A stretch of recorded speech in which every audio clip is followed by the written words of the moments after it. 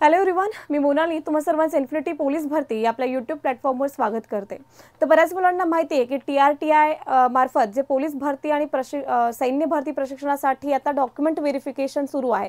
बऱ्याच मुलांना आता लेट काही मेल आलेले आहेत, सो ते काही मुलं आता TRTIचे येत आहेत आणि बऱ्याच मुलांचं डॉक्युमेंट व्हेरिफिकेशन झालं सुद्धा असेल।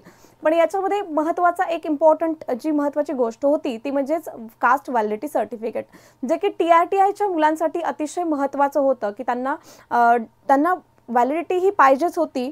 तर बार्टीच्या मुलांना ते मॅन्डेटरी नाही आहे, म्हणजे नसेल तरी पण चालेल त्यांना, पण TRTI साठी मोस्ट इम्पॉर्टंट आहे। सो ते मिळवण्यासाठीची प्रक्रिया तुमची काय असणार आहे आणि ते नसेल तर बघा या 6 महिन्यासाठी तुमचे स्टायपेंड तुमची नक्कीच होल्डवर असेल आणि अजून तरी TRTIने याच्यावरती काही सोल्युशन सांगितलेलं नाही आहे। सो तुम्हाला कास्ट व्हॅलिडिटीसाठी पुढे जाऊन अप्लाय करावं लागणार आहे, म्हणजे कास्ट व्हॅलिडिटी ऑफिसमध्ये तुम्हाला त्यासाठी अप्लाय करावं लागेल। सो त्यासाठीचीच प्रक्रिया मी तुम्हाला या व्हिडिओमध्ये सांगणार आहे की TRTIची कास्ट व्हॅलिडिटी तुम्हाला कशी मिळेल किंवा तुम्हाला प्रक्रिया आता काय करायची आहे इथून पुढे। सो बरेच मुलं इथे समोर आले, बऱ्याच मुलांचं व्हॅलिडिटी नाही आहे, मॅक्झिमम % मुलांचं व्हॅलिडिटी नाही आहे। सो त्यांना मिळवण्यासाठी काय करायचं बघा, कास्ट व्हॅलिडिटीसाठी महत्त्वाचे डॉक्युमेंट्स येत आहे। जेव्हा तुम्ही इन्फिनिटी अकॅडमी जसं की प्रायोरिटी दिली आहे फर्स्ट ज्या मुलांनी ते अकॅडमीमध्ये आले पण त्यांनी बाकी कास्ट सर्टिफिकेट प्रेझेंट केलं, बाकीचे सगळे महत्त्वाचे डॉक्युमेंट्स होते ते सगळे दिलेत, पण कास्ट व्हॅलिडिटी त्यांच्याकडे नव्हती। सो तुमचा जी जात पडताळणी तुमची पुढे जाऊन होते किंवा शिफारस पत्राशिवाय जी व्हॅलिडिटी मिळत नाही ती आता कशी मिळवता येईल। सो TRTIने त्यासाठी एक सोल्युशन काढलेलं होतं, जे म्हणजे त्यांनी एक पत्रक जारी केलं होतं आणि त्यामध्ये सांगितलं होतं की ज्या अकॅडमीमध्ये प्रेफरन्स दिलाय त्या अकॅडमीचं प्रथम निवड केलेल्या अकॅडमीचं शिफारस पत्र एक लेटर तुम्हाला ते देत आहेत। सो जर अकॅडमीमधून तुम्ही इथून गेलात इन्फिनिटी मधून तर तुम्हाला इथे कॉल करून विचारायचे की शिफारस पत्र आम्हाला हवंय, अकॅडमीचंच हवंय, इन्फिनिटी अकॅडमीचं प्रेफरन्स दिल्याने अकॅडमीचं मागायचे, या ज्या त्या अकॅडमीला प्रेफरन्स दिल्याने त्या अकॅडमीकडून मागायचं आहे। ओके, तर त्यानंतर कास्ट सर्टिफिकेट म्हणजे व्हॅलिडिटी ऑफिसमध्ये तुम्हाला हे गोष्टी लागणार आहेत। कास्ट सर्टिफिकेट लागणार आहे कारण प्रूफ तुमची कास्ट कोणती आहे हे त्याच्यावर मेन्शन केलेलं असतं।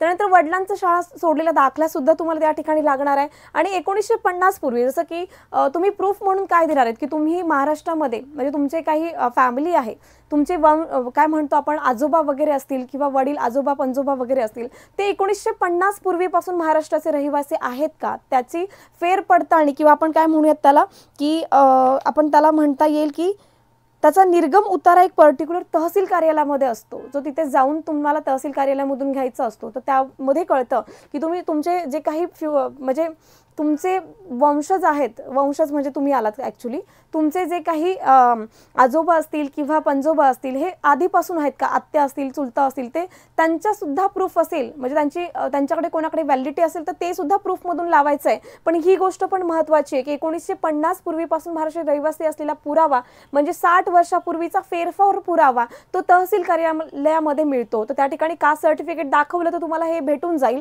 सो त्या ठिकाणी ते सुद्धा घ्यायचंय। तुम्हाला वंशावळचा दाखला म्हणजे तोच बऱ्यापैकी तेच काहीतरी असते, तिथे जाऊन व्यवस्थित विचारा, कारण हे या गोष्टी तुम्हाला तिथे मागत आहेत। आणि हे कोणी सांगितलंय तर ज्या विद्यार्थ्यांनी डॉक्युमेंट म्हणजे ज्यांना व्हॅलिडिटी नाही आहे ते व्हॅलिडिटी काढायला गेले त्या व्हॅलिडिटी ऑफिसमध्ये त्यांना या गोष्टी मागितलेल्या आहेत। आणि ओरिजिनलमध्ये जे तुम्हाला काही ठेवायचं आहे ते म्हणजे कास्ट सर्टिफिकेट ओरिजिनल घेऊन जायचं आहे, अकॅडमीचं शिफारस पत्र हे सुद्धा ओरिजिनल हवं आहे, अकॅडमीकडून मागू शकता तुम्ही, ते तुमचं नाव चेक केल्याशिवाय तुम्हाला हे ओरिजिनल सर्टिफिकेट शिफारस पत्र देणार नाहीत। ठीक आहे, तर ते त्यांचं नाव एकदा चेक करून त्यांच्याकडून मागून घ्यायचं आहे। त्यानंतर तुमचं ओरिजिनल कास्ट सर्टिफिकेट पण त्या ठिकाणी घेऊन जायचं आहे।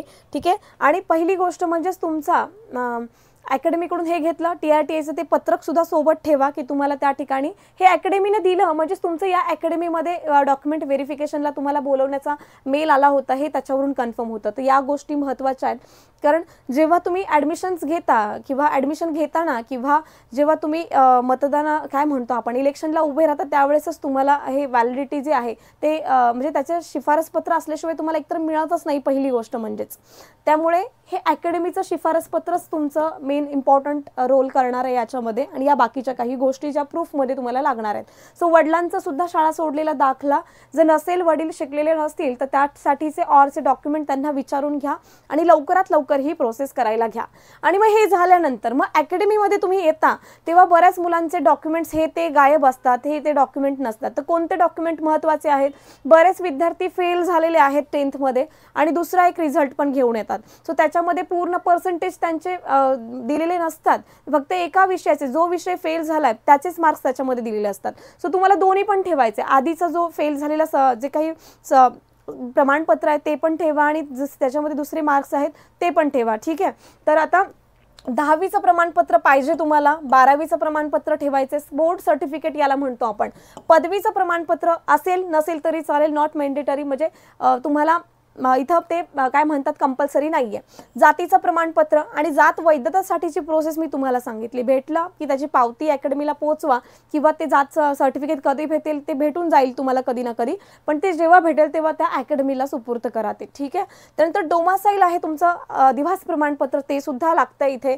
आधार कार्डमध्ये तुमचं आधार कार्ड, पॅन कार्ड पण ठेवा. रेशन कार्ड असेल नसेल तरी ठीक आहे, पण ॲड्रेससाठी ॲटलिस्ट रेशन कार्ड आपण चेक करतो. मतदान कार्ड तुमचं असेल तरी आयडेंटिटी प्रूफसाठी ते पण चालून जाईल. उत्पन्नाचा दाखला तुमचा 2022-23 या वर्षाचा किंवा 23-24 या वर्षाचा हवा आहे.